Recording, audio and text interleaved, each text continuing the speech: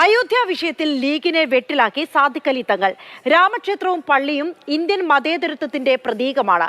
രാമക്ഷേത്രം നിർമ്മിച്ചതിൽ പ്രതിഷേധിക്കേണ്ടതില്ലെന്നും സാദിഖ് അലി തങ്ങൾ പറഞ്ഞു. രാജ്യത്തെ ഭൂരിഭാഗം ജനങ്ങളും ആദരിക്കുന്ന ബഹുമാനിക്കുന്ന ശ്രീരാമക്ഷേത്രം. പക്ഷെ അതേക്കുറിച്ച് അതിനെ പ്രതിഷേധിക്കേണ്ട മറ്റോ കാര്യവും നമ്മളെ സംബന്ധിച്ചിടത്തോളം ഇല്ല. ഇന്ത്യയുടെ മതേതരത്വത്തെ ശക്തിപ്പെടുത്തുന്ന മികച്ച ഉദാഹരണങ്ങളാണ് രാമക്ഷേത്രവും അവിടെ പണിയാൻ പോകുന്ന ബാബരി മസ്ജിദ്.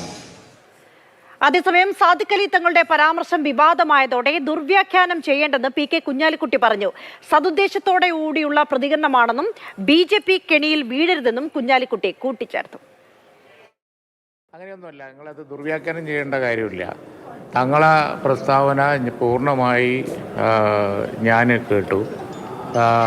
അതുപോലെ തന്നെ തങ്ങൾ അത് വളരെ സവിസ്തരം നടത്തിയ ഒരു പ്രതിപാദനമാണ്.